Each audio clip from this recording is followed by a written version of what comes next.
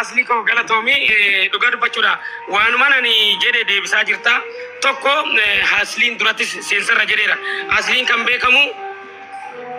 nama deeggaruudhaan namoota baay'ee feemas gooteerta minaalbaata shimee bichaatu of dandeeto shimee bishooftu bichaatu of dandee feemasii ta'e malee ana bichaan goone malee mubaarikis raachuus namoota baay'ee feemasii akka gootee nan beekaa akka garaa laaffeessa taates nan beekaa ani anan jedhee amma ayyaana egaa waamamee hafee kan ittiin tolle ta'a garuu bakkee ta'e akka sirreessitoon barbaadu isa dirqama gottotee warra soddaa biraa gottotee fidaan jettu saniif ayyaanan nama barate nama siyaasa beeku ayyaanan yoo deebisurreen ati sin beektaa tanaan dura leellisaa turte har'ammoo waa sin deeggarre ayyaana sin tuqin oromoodha waan ta'eefu kanaafuu jedhamni saayibaa sin jedhee bara. Kanaafuu maaliif akka seenne isa hin gaafannaa isaan alatti kalee jarreen akka taajjabbiititti kan kaasne aslii waa'ee siyaasaa nu gaafate asliin siriittu ijoollee sa'aatiin geemii kiyyaa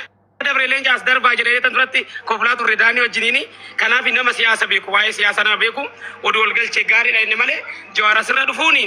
namoonni guguddaanuu jawaaris nama guddaadha nama kamiyyuutti oli siyaasanii biyya kana nama wareegama kaffalee bara wayyaanee qeerroo dammaqse kabaja guddaan qabaaf garuu immoo tiktaakii kanarra gaafa dhufu namoota baay'ee nama kuma dhibba guutanatti fakkaatee sin laalaa ture achi keessatti namni nama madaalaa achirratti haasoftu namni kun gaafii yoo gaafate warri gaafii gaafatu kun nama akkamiitiin siyaasa karamittiikaa akkamittiikaa kan jedhu sanii isa malee kara biraatiin si'uu kabajee mana keetitti yookaan immoo mana isaa banee si'uu kabajee atuu nama guddaadhasi waan baay'ee sirraa barannee garuu waa'ee siyaasaan beektu asliin nama qarqaaruudhaan nama deeggaruudhaan namoota daka jiran foolorsii 2,000 dhibba lama seensuudhaan beekamaa namootas dabarsabee miliyoona 4 miliyoona 5 qarqaartu beekama kanaan malee siyaasa nama beekodu ayyaanaaf affeere yaadeedu akkasumatti akka koominti kaasaa turre isaan alatti biyya kana keessatti rakkinni guddaan Oromoo waliin taa'ee naasa'u kan bilisignaa deeggaroo jiraate asliin kan biraa odeen garuu arrabatti kaata hunduu no asliin oona amansiise ani karaa aslii waan hin dhufneef hin qabu bilisignaa keessaan jiru yaadni isaa oona amansiise kara bilisignaa yaada fooyyaa yaada Oromoodhaa ta'u yaada uummata keenya ta'uu ta'een nan deeggara malee akka bishaan qobotarraa asiif achi yaada kiyya deeggartu malee nama arrabsu na biratti fudhataman qabu kanumaa fi na biratti irreen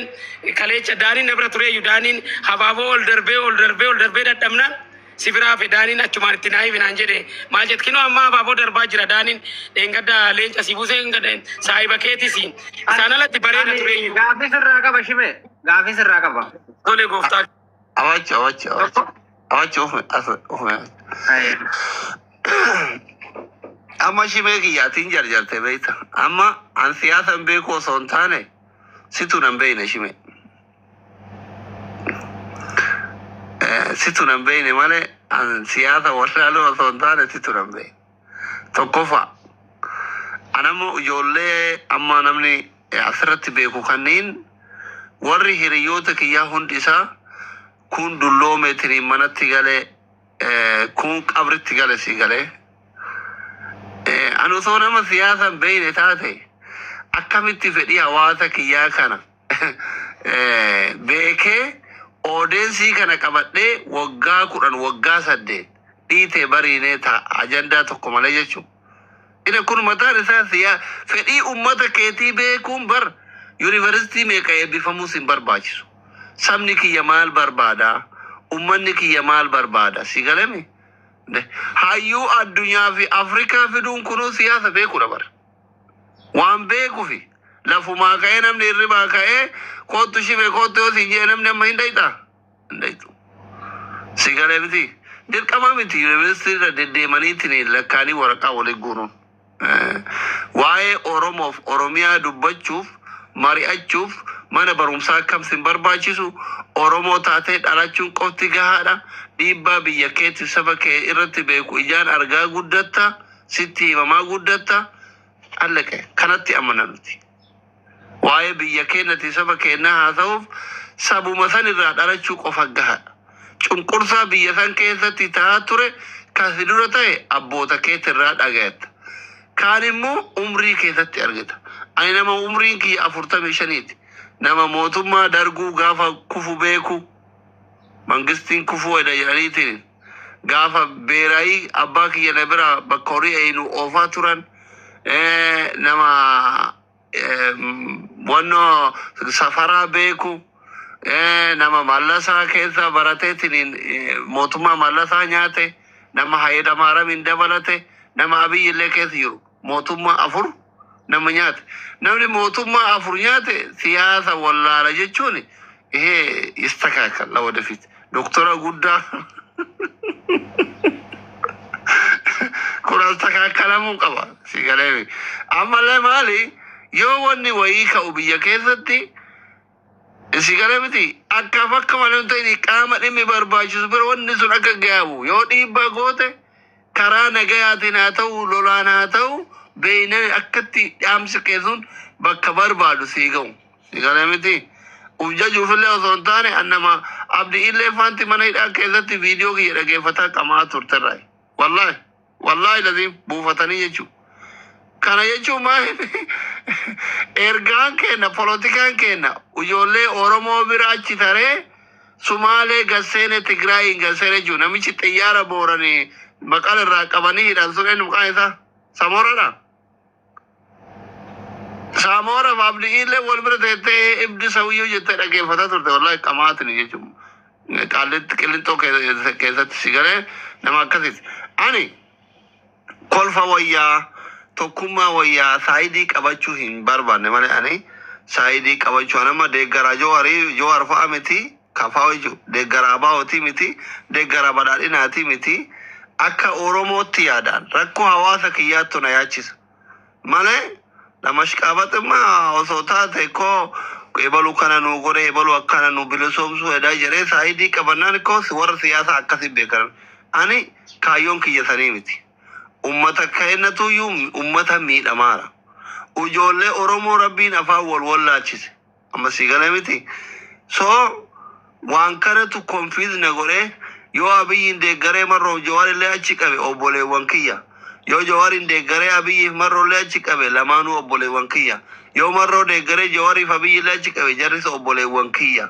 ilmaan abbaa tokkoo rabbiin wal wallaachise haadhaaf abbaan jaraa booyaa jirti bammiloo anxaara achirra dhaabbadheetiniini warra siyaasaa kana hin deeggarre rakkuma ummata kiyyaa boo'ee yoo argadhellee yoo dhabellee ummatu namuma harka qalleeyyii hojiin kadhattuu ta'e malee gara tokko cinaa goree yedallaa nuuroo manoor akkitonya adella sigalemi wallaala miti kun immoo waan hunda keessa galaltanyaaf godhanii ummata ufii wajjin rakkachuun wallaala miti waan kana achitti arrama bira taraa obbo Shibee warra gammachiisa of gadi miti ashkaabata illee taraa koy asli ayyee asli kiyya galatoomi gaa akka mootummaa afur agarteettis umurii bilchaattee jirta ifama jechaatoo ani anan jechuu barbaade hayyummaa Jawaarraa ka'eetani malee gadi si buusuu barbaadetanii motiin namni hunduu namni baay'ee nama siyaasa hin dandeenyudha malee hunduu siyaasa keessa jira isaan alatti galatoomii kabaja guddaa sii qaba waan na galchitee fi Shimee Bishooftu immoo abbaa gadaa Shimeen jedhama muudana abbootiin keenya waggaa 6,000 duras bara gadaa muudana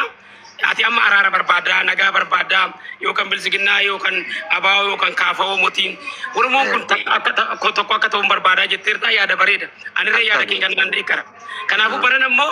barri gadaa muudana ammoo alangee wal harkaa fuudheera meel bifi muudanni bara araaratiin kana hayyootatu jedhee dheengaddas dhaka kooratti dhagee jira barri tun bara araaraa bara jaalalaa bara tokkummaatiin jedhamee rabbi bara tokkummaa bara jaalalaa bosona jirus kan teessoo irrus araarri bu'ee Oromoon tokko ta'een Oromoon kun diinagdeettis dhufeen akka tokko tola rabbi nu qarqaaru ija qalbiirra naambisii garuu Jawaar xinnoo isin madaaltan jedhee tan bakka akka waliigalaatti akkanatti muufan tanuma dubbiin diyaane fuulleen dubbada si duuba namadhu dhiifame na sirreessa.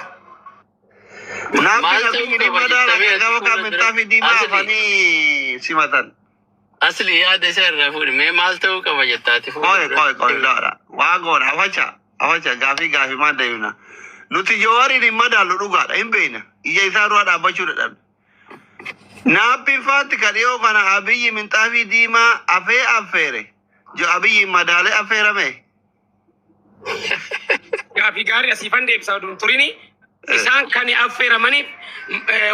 Itoophiyaa keessatti Oromiyaa keessatti waan hojjetame peejii isaaniitti akka beeksisaniif malee Abiy wajjin ta'anii akka mari'ataniif himatu waa'ee siyaasaa. Nullee bar Jawaari madaallee osoo hin taane tiktaakii gara waan isa dura jirruu fi inni dhaloota feesbuukitiif paaltookii waan ta'eef ummata wal agarsiifne.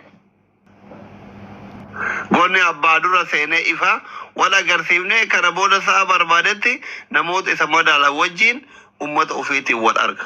Amma si galee kaayyoon sani. Naa galee jira kabaja guddaa sii qaba.